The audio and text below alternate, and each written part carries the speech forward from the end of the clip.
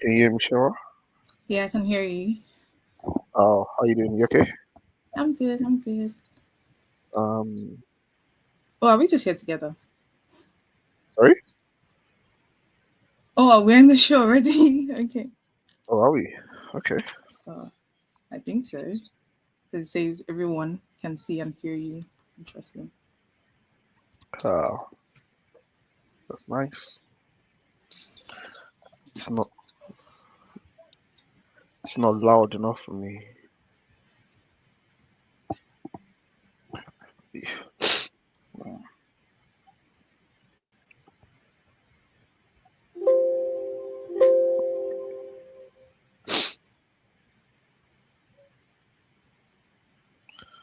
Uh, Is it just both of us here? yeah, I think so. Can you hear any background noise from my side? Nope. Okay, good. Hello, Ah, guys. hey.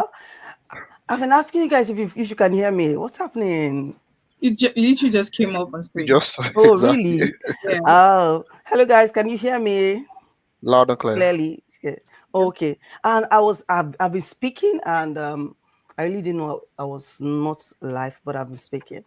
So I've been trying to Oh, do an introduction. I said a lot of organizations, we're talking about a very important conversation, which is information security, and especially in ISO 27001, which is very, very key and very important. And knowing that in in the next few months, 2013, ISO 27001 2013 will face out, and then organizations are looking for people that are knowledgeable in this field to handle their information security and also help them transition.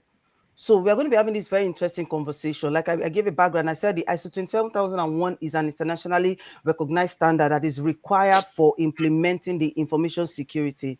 So generally, information security is the preservation of the confidentiality, integrity, and availability of information. So, like I said, there are some we have the mandatory clauses. So the information security has two parts: the mandatory clauses and also the list of controls that are in Annex A. Yeah. So a lot of people do not know how to navigate. They do not even have knowledge on how to go about it. So we're going to be having this information. Before we proceed, I would like to make our viewers understand that, know that we are live on Facebook, we're live on LinkedIn, and we're also live on YouTube. So I am not going to introduce both of you. Both of you did introduction. Okay. Both of you do your introduction. So let me start with Shewa, ladies first. Okay. Okay. Hello everyone. It's good to be here. My name is Adesewa Osinloye, and I'm an information security consultant. So what I do is I help organizations remain compliant with standards like ISO 27001, and I also oversee interesting stuff like risk assessment, IT risk assessment, IT compliance, internal audits, just to ensure that there's no non-conformances, and if by chance there is, those no non-conformances are addressed. That's the gist of what I do. Okay, thank you. There is no way I would have been able to describe you or introduce you the way you just introduced yourself. So that's it's Great. brief, but it captures everything. Thank you. So Olumide, let me come to you. Can you okay. introduce yourself and tell me what you do? Thank you very much. Hi everyone. My name is Olumide Omolewa, and I'm a third-party risk management consultant with over 4 years of experience, helping organizations to navigate the complex world of vendor security, compliance, and also risk assessment. So, my work focuses on supporting businesses in building robust third-party risk frameworks, streamlining vendor due diligence processes, and also aligning security practices with global standards. And yeah, I'm excited to be here to share insight and lessons Thank learned you. from the field. Mhm. Yeah, so I'm very sure we're going to be having fun tonight, this evening. So, the good thing about it is that this field is very, very important and very, very, it's an in-demand skill. which a lot of people are trying to dive into, but really do not know how to navigate or go about. So by the end of this conversation, we'll have to explain, we'll have to tell people on how to go about it. But we have so many things to talk about.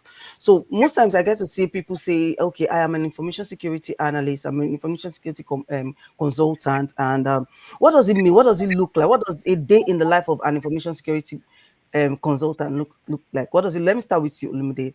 What is what is your day like as a third party consultant? Thank you. So, uh, the first thing is respond to urgent requests from clients, from the business, from the stakeholders, about, and this is just about vendor assessments, risk findings, and also security concerns. Also, we what I also do is triage vendor questionnaires. I do client meetings and also security deliverables based on deadlines and risk levels. I also look at the threat intelligence platform. So where I work, we use Bitcoin, Bits, no, sorry, not Bitcoin.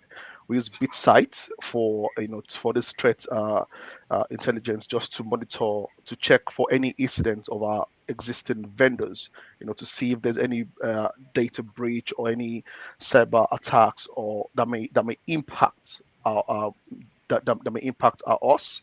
And we also, what I also do is evaluate third party security questionnaires. So we send out security questionnaires, review, and also analyze and respond to detailed the questionnaires.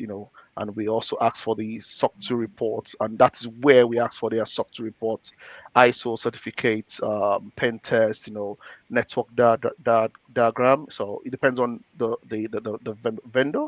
And we also request and review those supporting documentation, like or policies, the security certifications that I mentioned earlier, and audit reports. So, and once that is done, there's a risk that needs to be assigned. So each vendors, we assign a risk level to the vendors based on their responses, and also the business criticality, and also potential impact on the client's operations. So, and sometimes we do make calls for status updates. We have to, and sometimes you do meet some vendors that would not supply their security artifacts. So, and they will tell you, because of non-disclosure, they cannot they cannot provide you with their security artifacts. So what we do there and then is, you have to schedule a call with them, where you go on call and ask for the security artifacts, and they screen share the security artifacts.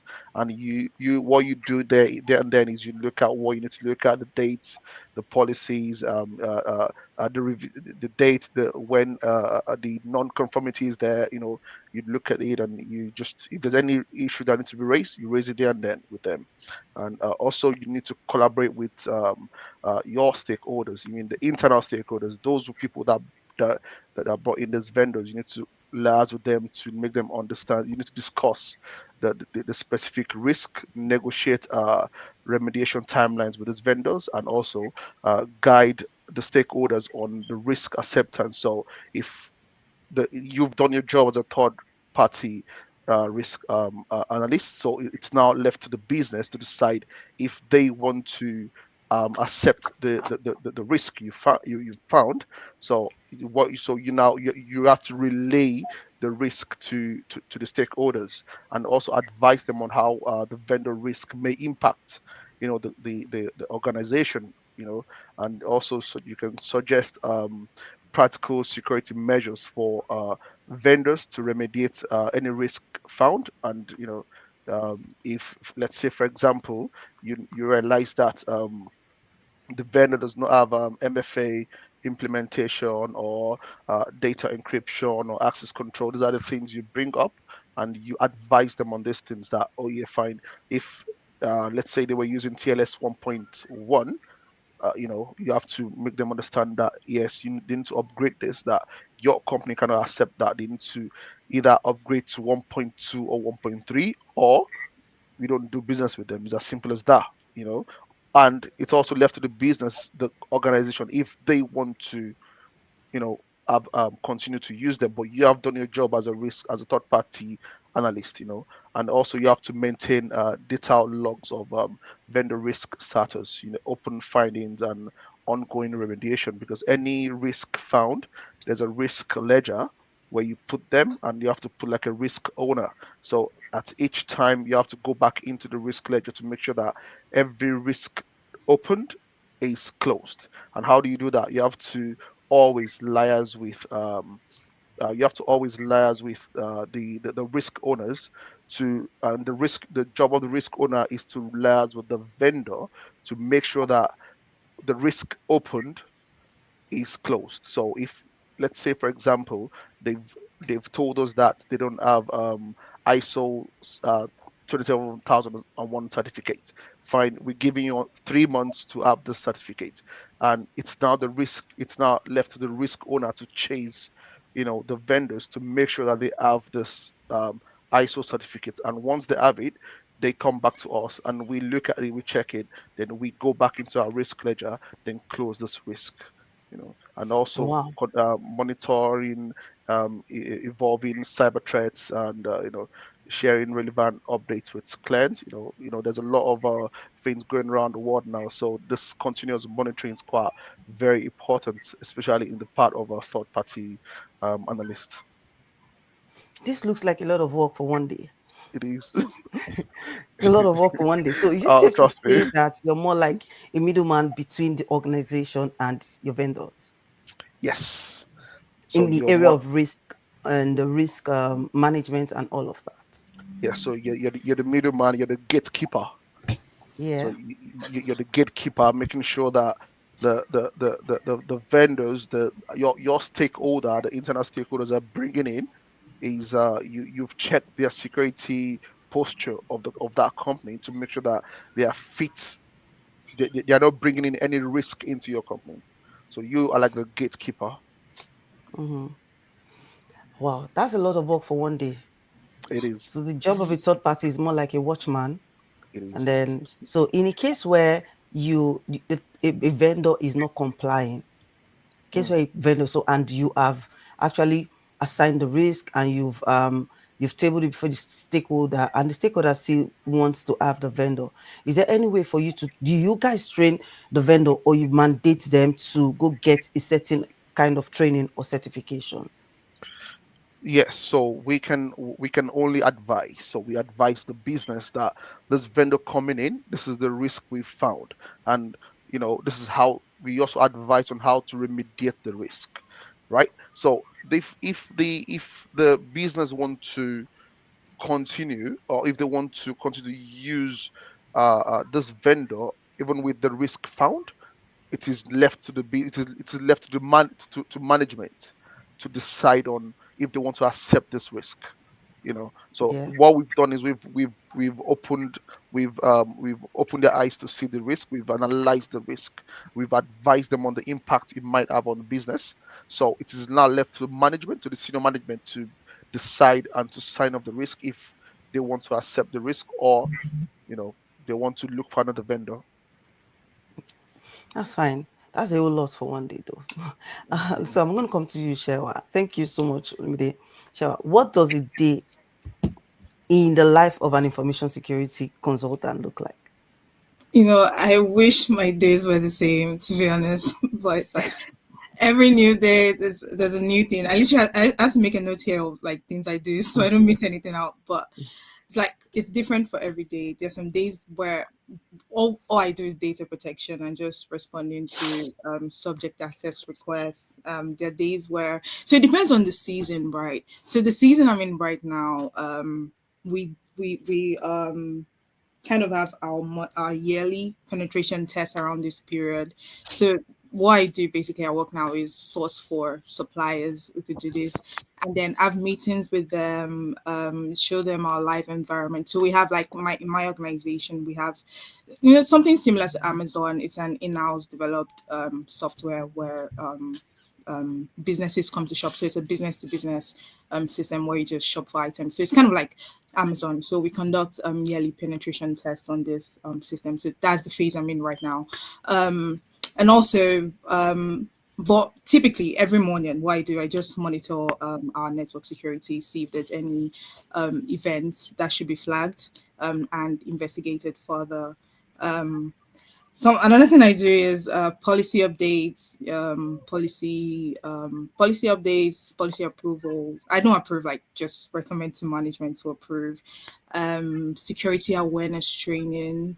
We know the importance of ensuring that every person in the organization knows what's happening and knows how to handle security threats, basically. So the concept is that your organization is only as strong as the weakest link. So we want to make sure that everyone is equipped with knowledge and knowledge on the best practices of security, basically.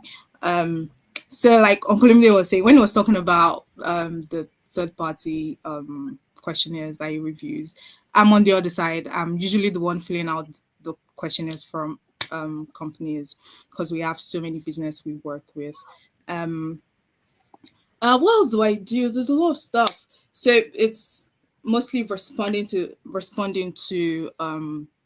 even customers, like people just needing information on the level of security that we have, security awareness, internal audits. But internal audits are not frequent. So I have so it's not cumbersome when it's time to do it. I designed like a monthly um internal audit plan where I just pick a section of the standard audit, so I don't have to do everything all at once. So there's that, but I tend to do that like towards the end of the month, so like around this period. So there's internal audits, management review meetings, that's quarterly, so it doesn't happen all the time. Um, yeah, that's it. Oh, that's interesting. So both of you are more like the from the opposite side of the coin, but doing the same thing. Basically. Kind Kind of, of, kind of. You do similar kind of. things, but Yeah. yeah. So that's so GLC is kind of wide, very wide, and a lot of people do not even know how to navigate, don't know where to go to, don't know what to even call themselves. So some people still sit on the fence of cybersecurity, and some people want to sit on the fence of information security. It is quite very large, and we have Yeah. so many names, so many titles, and so many things. A lot of things that people do. I know that some people are really specific, like third party specific. I know some people are really specific, as when it comes to some people are focused on policy and all of that, documentation and all of that. I also know that some people are also focused on risk management, which is very broad. Risk Mm, management is a whole lot. So that's really interesting. So let's move to ISO 27001. This Yay. is very interesting, which I am very interested in. And what has really changed? Well, first of all, let's give us a background. I'm going to start with Shewa. ISO Yeah. 27001, 2013, ISO 27001, 2022. Number one, the difference and what has changed, and what has changed, and why does it matter? Why does it matter? Why do people need to switch? Yeah, Okay, so I'm going to start with why it matters. yeah, These standards are put in place to guide your company in like so it's not compulsory, to follow these standards, but they've been created to equip you with like guidelines and procedures to implement these controls that will eventually secure your organization. And there's a lot of changes that has been made. Like if you look at the 2013 and the 2022 version, especially in the 27002, which is the guidelines to implement the controls. So the um, 2013 version had 114 controls, which is like the major change, but the 2022 version was reduced to 93, and it was then themed into four groups. So we have the organizational control, the people control, we have the fiscal control and technological control. So in all of these different things, you have different kind of controls, like organizational, you see policies, procedure, governance. That's what that control covers. The people control looks at HR, um, security awareness, education, basically people. And you have the fiscal control, like what fiscal things do you have in place to secure your organization? Like, do you have CCTV cameras? Do you have security guards in place? And then we have the technological, which looks at like web filtering, secure coding practices, just to mention a few. And we have another major change is that some controls were taken out and some controls were like consolidated and some were added in. So we have new controls like web filtering, we have threat intelligence, secure coding, data masking, just to mention a few. And this, the 2020 version of ISO is more risk based. So if you look at a statement of applicability, there is a section where you have to specify if the control you've implemented was as a result of a risk assessment that you have done. So when we're doing our audit last year, the external auditor asked that we map the controls to our risk register. So if you've identified a particular risk in your risk register, you have to say that, so this is a control we have put in place to remediate this risk, basically. So if your one of your risk is maybe in-house expertise, then you have to link that control to one of the control in the people section. So it could be in the what control is that? So it could be in control and let's see, it's not coming to me right now, but the control in hiring someone who has that expertise, basically, or continuous education, if that makes sense. And Sorry, before you proceed, Shewa. okay, So we have a okay. lot of non-technical people on our live session. Oh, So okay. can you so when you speak, sometimes you explain them. I would like you to explain what statement of um Okay. what's it called Applicability. applicability is. Yes, statement. But only they will understand. I would understand, but a lot of people will not understand what that means. So when you mention a term that is not it's English, but it's technical, Yeah. just try to explain, Okay. communicate it to a non-technical person. So a statement of applicability is a document where you list all the controls applicable to your organization, or no, so you list all the controls in the Annex A, and then you specify which is applicable to your organization and which one is not. Then you have to justify which control is not, like why this control is not applicable to you. That's what a statement of applicability is. So it's just list of controls, like we have policies, we have web filtering in place, and this is applicable to us, and you have to put a justification. There's be evidence of that control being in place. Or if you have excluded that control, then you have to say why it's not applicable to your organization. So it could be because maybe the size of your company doesn't require that, or maybe the context of your organization does not require you to have that control in place, if that makes sense. Yeah, that's Okay. clear. That's clear enough. Yeah, Okay, great. yeah. Yeah. And you don't. Okay. Okay. Yeah, so So that, so thank you that, so much. so Yeah, that yeah, is yeah. Yeah. good. So you say I understand now. I understand that there are a lot of there was one a particular one that I was actually reading up on, and it has to do with cyber cryptography. Yep. That has it has a standing control on its own now. Yeah, Yes. based on the transition. Mm. So why is that important? So cryptography is important because it protects confidentiality. Yeah, So cryptography is like the word says, you're literally like filtering out some words, like so some words are not available to people who do not need to have access to this. So you use encryption. So cryptography has to do with encryption. It has to do with cryptographic keys. So if a particular document is encrypted, only those who have the key to that encryption can have access to it, basically. So it's like a yeah. password. Yeah, so some another thing that I found out in this transition is that though the controls look kind of limit, as in what I mean, the 2013 is about 114 controls, yeah, and Yeah. then the 2022 is 93. So it's looking like in like certain amount of controls have been taken out, but if you check them, they are more compressed. Yeah. So you have a particular like I don't want to go into details. Do you have particular that has more like five or three put together? So it has a lot of volume Mm, compared to what it used to be. yeah. So it's possible that in the next future we'll have more added to it. Yeah, so what they Or do is they look at emerging threats, like so what yeah, is happening right now, and then they try to make the standard aligned to this to Mm. address the present threat and not just focus on things that don't matter anymore. Yeah. That's clear enough. So I'm going to come to you, Lumide. So what common challenges do organizations face when transitioning from the old to the new ISO 27001 version? What are the Mm. major challenges they face?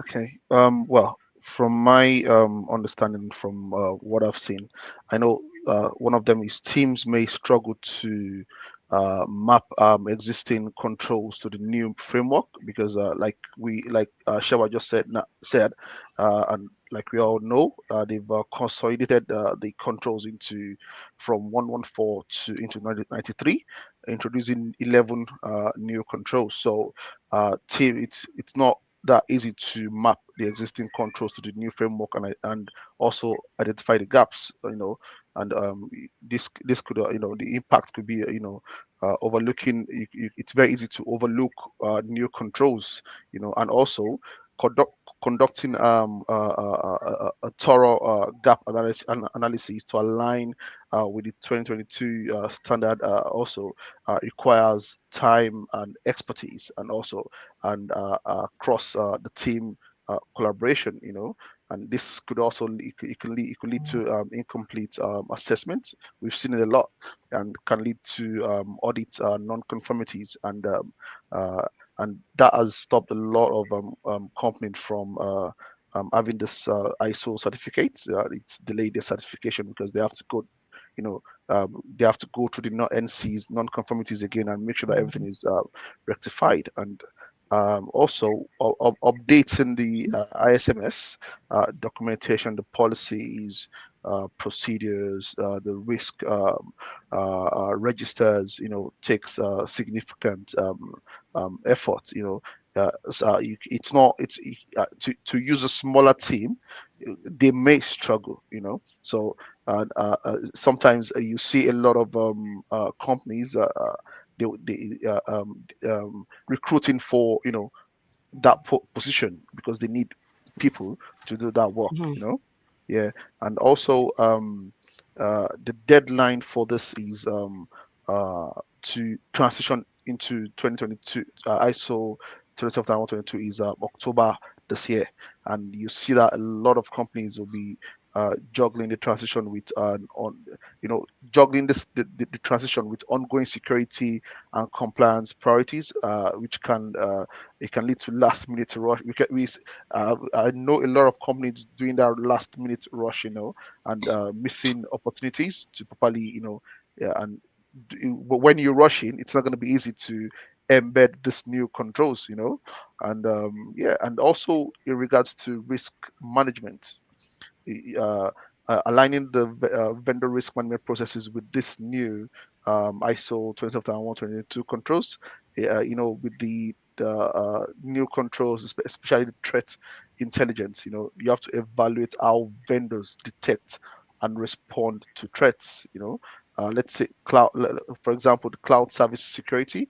You have to assess vendor controls for cloud data protection, multi-tenancy risk. When you have them in the same AWS region, and also shared responsibilities. So there's quite a few, just to mention a few. Yeah, so what I hear you say is most of these things, like Shewa said, that your organization is as strong as your weakest link. So most of all of this, okay, I've seen and I've read that the organizations, the major risk or challenges the organization face as it concerns risk information security is the human error. Yeah. So, Yes, like, so what I can hear you say is that um, people need to train their members on their team. Yeah, people definitely. have to be in tune with the current the update, and people need to be able to know how to implement, how to close the back door. So Definitely. generally, as much as you you want to transition in before the time, because a lot of people do not want to be fined and they don't want to face government. So Mm, there's need for you to get the right people on ground. That's what you're saying. So Yes. that's really major. It's really major to close the back door. And like you said, a lot of companies will want to rush it. October is just around the It's just corner, a few and a lot months. of Yeah. people really do not have. Okay, according to what I read from the UK government, is interested in every organization having at least one person that is an at least one information security analyst in their company. So a lot of people might not even have that. They might have that as let me say, like vendors might have them like third parties, as in people that Mm. come in and just do their auditing and just go away. So for them to be able to transition, that means they already need the right people that have understanding of this new policy on how to move it to the 2022, right? Yeah. So that's really very key. And like I said, I was reading on, I think it was LinkedIn. I saw that one of the big fours was hit recently, and is setting amount. It was a ransomware. It set as Mm. a large amount of data was stolen, and there was a breach somewhere. So people were contemplating, there were debate. There was a debate that there was that it was human error. That as big as these organizations are, a lot of them still have issues with well, it's just little issues. It might just be something, a bridge somewhere, a link somewhere that gets them into the information, and then they grab a large. And I had a conversation with someone. I told her it almost 100% for you not, if you are ransomed, if it's a ransomware, it's almost 100% for you not to get your data back. Oh So yeah. if you're going to pay a ransom, a certain amount of money to get the information that your data that was stolen from you, it's almost 100% that you will not get everything back. So it is very important for organizations to have the right people in place. I think that's what I hear clearly. So Shiva, I'm going Yep. to come to you. What role does risk assessment play in aligning with the new ISO 27001? What role does risk assessment? First of all, tell us what risk assessment is and what role does it play? Risk assessments, like the name. I'm going to be very cheeky with this one. Assessing the risk of your organization. That's word Um, for word introduction. That's word for word yeah, definition. as I said. But risk assessment basically is looking at, okay, so this is what I do. What shortcomings are there? Like, so what's another word for risk? Um, vermi I don't, word. I don't, I don't want to say risk. I don't want to say risk assessment again. la, Um, la, do you want to say When mm, hey, uh, but that's what risk when a assessment. vulnerability is threat, exploited, when a You're looking at vulnerability is kind of exploited, threat? yeah. okay, When yes. yes, yes. So you're looking at what kind of vulnerability can be exploited, if that makes sense. So Mm. you're assessing. Okay. But that's what risk assessment is, like the word Yeah. implies. So to your question, what role does risk assessment play in the new in the transition to it? So a risk assessment is a key part of ISO 27001 in general, not even transition wise now. So what risk assessment helps you do is that it helps you to focus. It directs your focus on what really matters. So instead of just applying every control blindly or blindly following, because company A is doing this, you also want to do this because it helps strengthen your posture. No, so risk assessment helps you to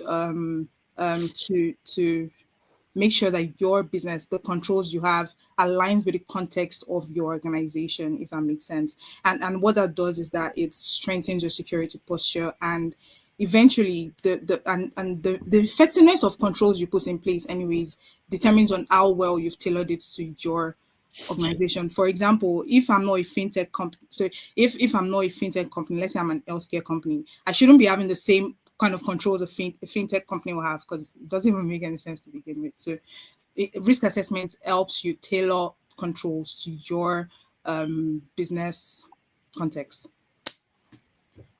Mm.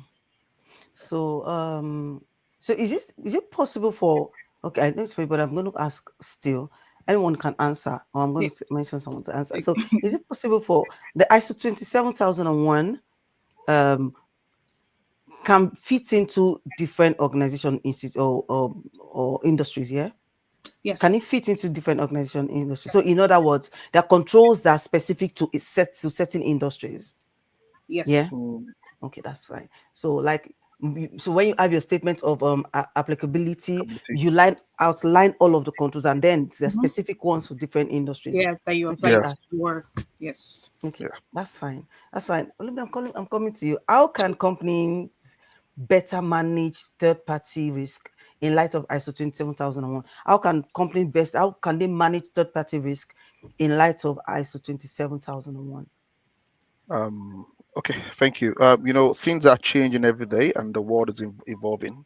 So, in this where we are now, Yeah, um, some companies, the way they conduct their third party is kind of different from the way all other some other companies conduct their third party.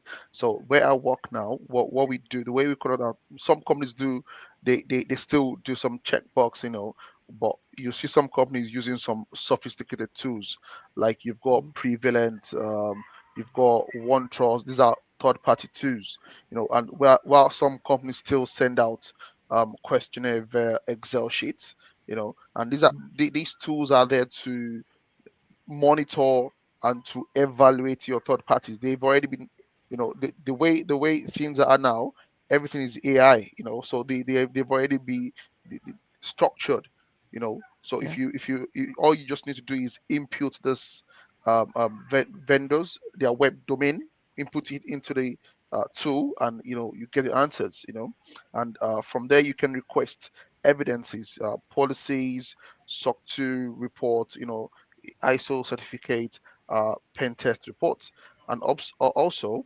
um, compliance with ISO 27001, what we're talking about, and relevant standard, specific security expectations for new controls, that's quite also very, very important. And one other thing that companies don't do is educate their stakeholders on this new ISO 27001 controls. Because we work with procurement, the legal department, the vendors, owners, and they all need to be updated on all this on this control, so they can also understand the impact and the risk involved.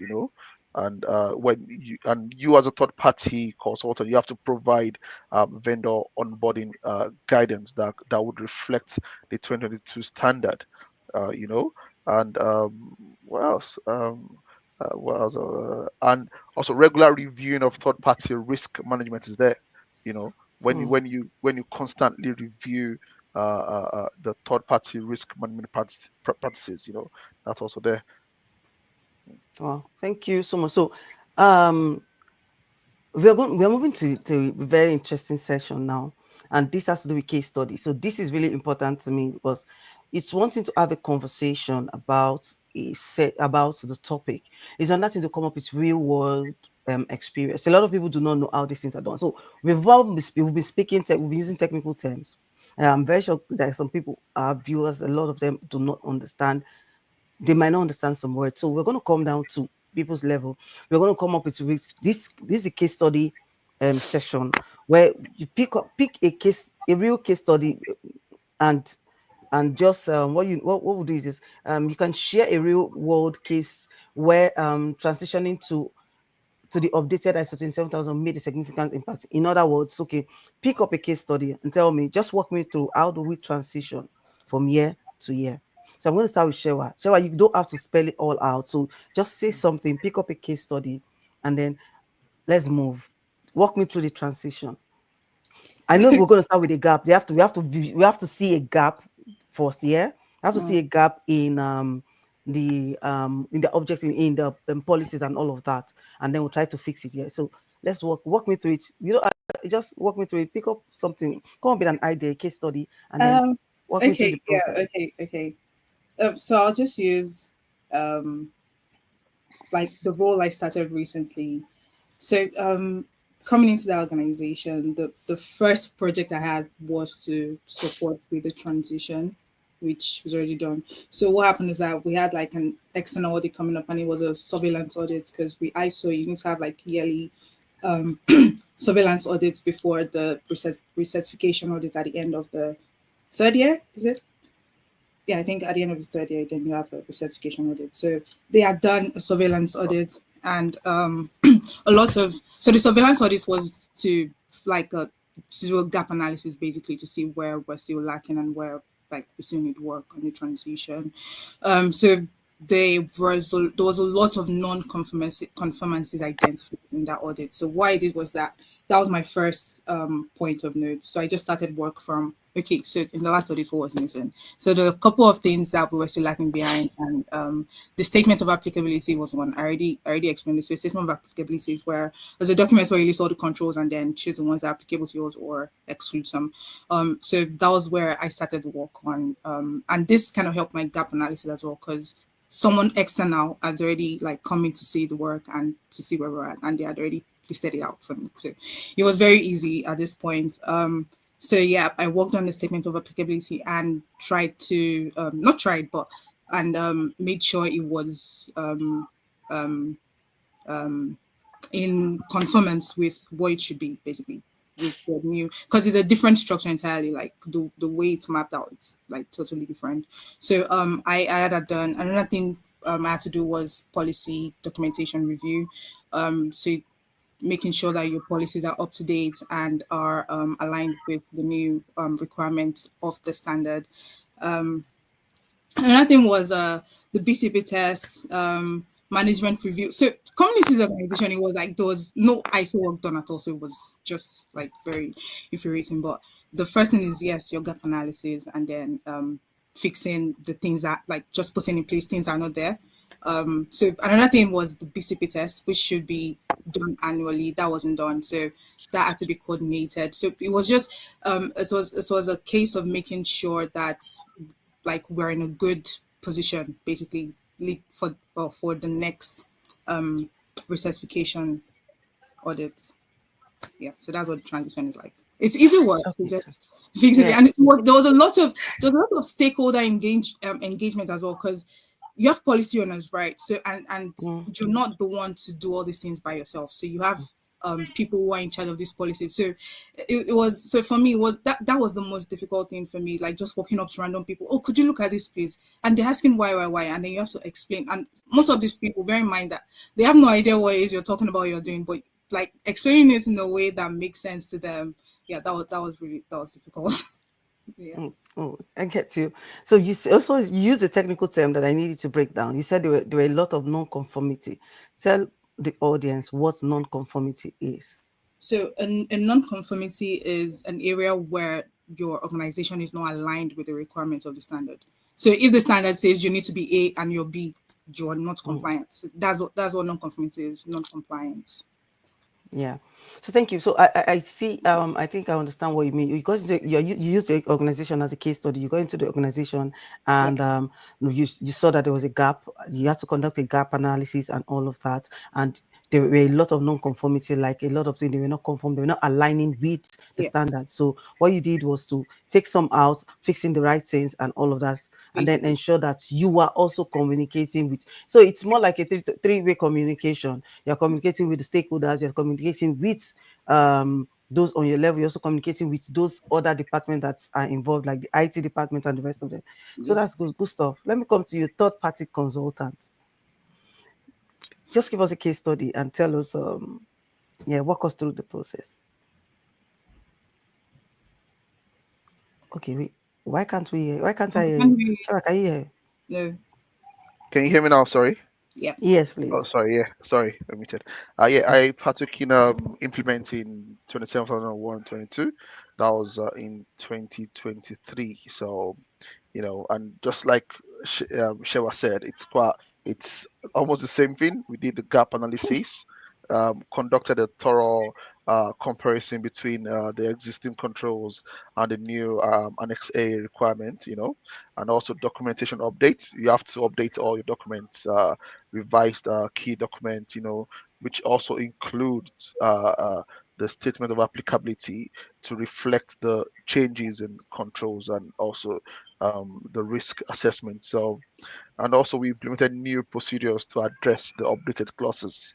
And definitely, the stakeholder engagement is quite very, very important. You have to make sure that just like Chewa said, you have to ensure that the organizational roles, responsibilities, and authorities are clearly communicated and emphasized, so everyone can understand exactly what you're doing. And you have to make sure you break it down, because it's not everyone that understands the term ISO 27001 or what you're doing. So you have to make sure you break it down. You come down to their level. You break it down so everyone can. You have to make sure you include everyone, so everyone can. You want them to you want to get them to do what you need. So you have to make sure that you break it down to them so they can understand. Yeah. So Yeah, thank you so much. So it's that means really important for organization to know how the importance of transitioning is is very important. It's really key in the sense that the time frame is really short.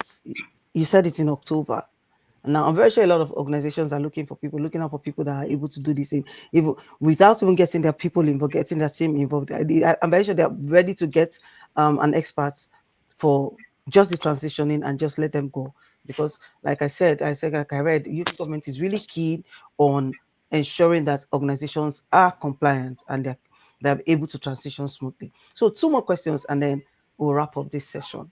Um, what questions should organizations ask themselves before beginning the transition? What questions should they ask themselves before they begin the transition? Anyone can start. Mhm. For me, I'll say like just be honest with yourself. Look inwards. Like, do we have the manpower to do this? Like, do we have the expertise? Do we have the right individual? Do we have the right personnel to carry out this? If that is not the case, time is not on your side. Like, you need to like hire an external person, and also you want to look at budget, look at the timeline, because your budget, like, I don't know, but you need to have a budget for this new standard, because some of the new controls, they require some systems to be put in place for this. So you need to look at your budget, look at the timeline, how much time do we have. Like, if you're starting, I to be honest, I feel like every company should be on the top of to be on top of this. Like, this should not even be the time to start transitioning. This should be the time to like just dust your papers and make sure you're ready for your certification in like whenever it's due. Because this control was brought out in sorry, the standard was brought out in 2022, right? So we've had enough time. But if that's not the case, there's still time to do this, but you just need to like just make sure you're hiring the right people, or you're sourcing it out to the right people. And also I'll like do a gap analysis right now, so to know where you're at, and how much what's the word, how much effort you need to put into it to make sure it's where the new standard requires you to be, if that makes sense. Yeah. That's all. Yeah. From your own angle, third party consultants, what questions should organizations ask? yeah, I'll buttress what Shewa said. So I think some of the questions are, why are they transitioning? You know, is it for certification renewal requirements, or regulatory or customer demands? Because Mm-hmm. or a genuine need to improve their ISMS and adapt to new risk. And also another thing is, what is their current state of the ISMS? Have they conducted a recent internal audit of their ISO 27001 2013 implementation, just to understand where they are?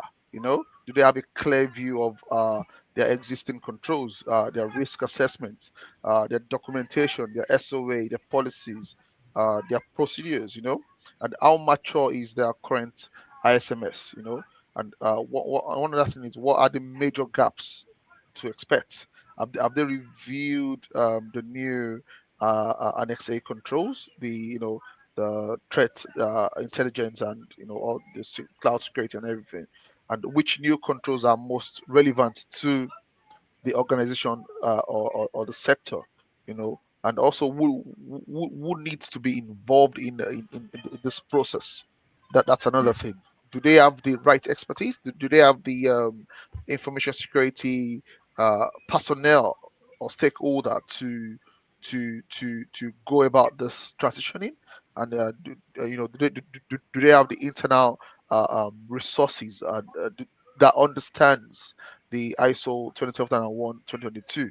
You know, or would they need, because I know of some companies that have they've gone out to seek for external support consultants to help them transition into uh, 2022. Is that what the company needs? These are the questions that need to be asked. And I mean, in regards to documentation, what documentation and processes need updates? Have they identified that that's part of the gaps too? uh, Policy revise, procedures revise, the SOA doesn't need updating, the risk assessment, do they need refreshing?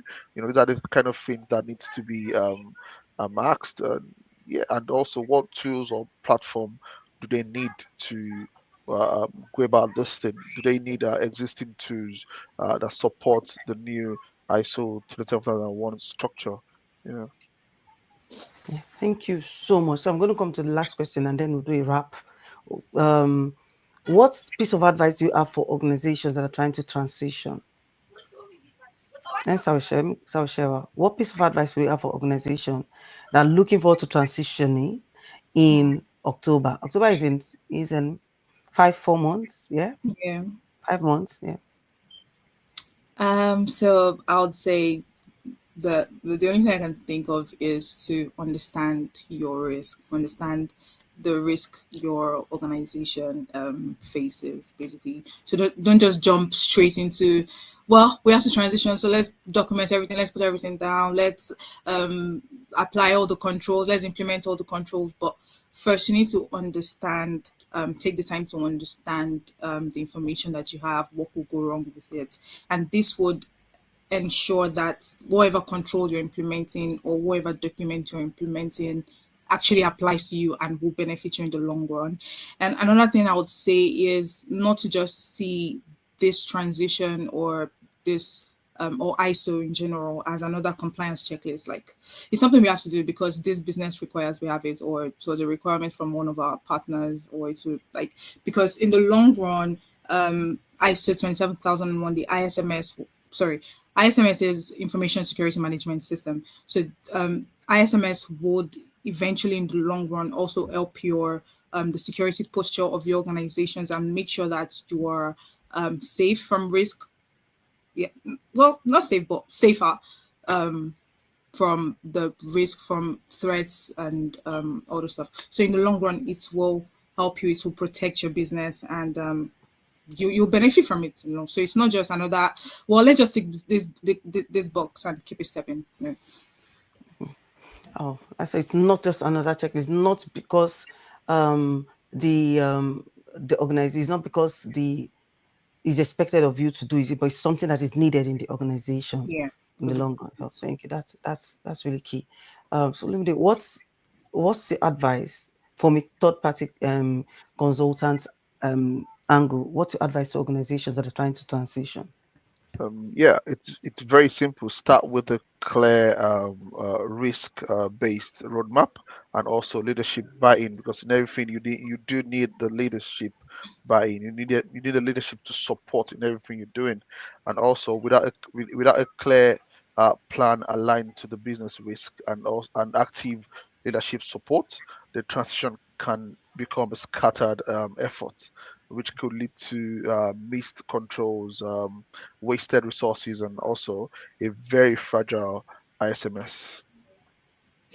Well, thank you so much. This has been a very interesting conversation. And your final words. Let me start with you, Olumide. What's your final word? Okay, so No, first of I'll all, just. have your organization transitioned? Oh Have you guys yes, transitioned? we Okay. have. So you guys are We have. safe. So what's your final word? Well, what my final word here is just to if we're getting organizations to transition into this ISO 27002, you need the expertise, you need the knowledge, the understanding, you need the buying of the management, and also you need the support of the management. If not, whatever you're doing will just be scattered, and yeah, the transition can become a scattered effort, and you need the support of your colleagues. You need the support of the stakeholders. Because you'll be it at every point in time. You'll be liaising with your stakeholders, with the internal stake, because you are like the internal auditor. Before you invite in the external auditors, you will liaise with the stakeholders. So you need the support of the internal auditors, and yeah, and I would just say that it's before yeah, and from now till the end of October, we'll start seeing that rush, that a lot of companies will start rushing to get certified, because time is really not anyone's friend now. So yeah, so Thank you so much. Shewa, what's your final word? My final word, I'll just go from where Uncle Olumide stopped. Like, don't rush. It's something you need to prepare for. If not, you're gonna miss a lot of things, and unfortunately for you, the auditors will pick it up. So don't rush. Start early. Prepare for it. And also, like you said, your stakeholder engagement has to be strong, because you can't do it by yourself. It's a lot of work, to be very honest. And it's not even like you can't do it. You can do it by yourself, but you shouldn't do it by, because the policies just need to be reviewed, right? Just go through it. You can read policies yourself, but you shouldn't have to. So you need to have like a strong stakeholder communication, leadership buy-in, because they are the ones approving everything you're doing anyways. So you want to make sure that I'll just say communicate, like yes, emphasis on communication, and trying to explain to these people and get them to see it as a business requirement rather than just the technical requirement. Yes. Thank you so much. This has been a very interesting conversation. I know it's a lot to say. It's a lot to do. Beyond saying, it's a lot to do. It's a lot to be put into play, and it's a lot and it needs a lot of technicality and a lot of expertise to get all of this done. So, like I'm going to borrow from your words. There is no rush. You shouldn't be rushed. Start on time and ensure that you do the right thing. It's very important to always conduct a gap analysis, which is very key, because you are not able to know what to implement if you do not see a gap in your business. So you have to conduct a gap analysis, ensure that risk management, like I said, is very broad. There's a lot to do with risk management and all of that. So there's something that Shara said that is really key. Don't see it as another checklist. See it as something that is very important for your organization in the long run. So don't get to it because the organization companies are going to be on your back. Do you understand? They're coming for you, but just see it as something that is very important for you, your organization, to implement, so as to preserve or prevent yourself from being exposed to risk and all of that. So thank you so much. Before we leave, do you want to tell us what your LinkedIn handle is, or your LinkedIn page is, so that people can look out for you in case anyone needs information, needs advice on information My security and all my that? LinkedIn is Adesewa Osinloye. You should see the name on my display on your screen. Mhm. So it's just Adesewa Yeah. Osinloye. Yeah. And you, Miss Olumide? yeah, sorry, mine is Ollie dot Mhm. Omolewa. Okay. Thank you so much. And mine remains the same, Kichi Felicia Olisa. And you can follow me on all Educate One platform for more information. A lot of this kind of information will be put out. I'm focused on information security, GRC specifically. Yes, there are a lot of things on IT and all of that, trainings and different things, but mostly or majorly GRC. And you can follow me on all of my platforms, Educate One Network. Thank you so much, guys. And it was nice having a conversation with you. And hope to have you back very soon. No problem. Thank Thank you. you. Thank you. Thank you. Bye for Thank you. now. Bye. Yeah, Bye bye. Bye. bye. Bye. Yeah. So, guys, yes, it's a wrap, and we hope to have more of this conversation, but more of conversation on information security. And I'll see you in our next live, or in our next session very soon. Thank you so much, and don't forget to like and share, and then share and invite other people to share and like also. Thank you, and bye for now.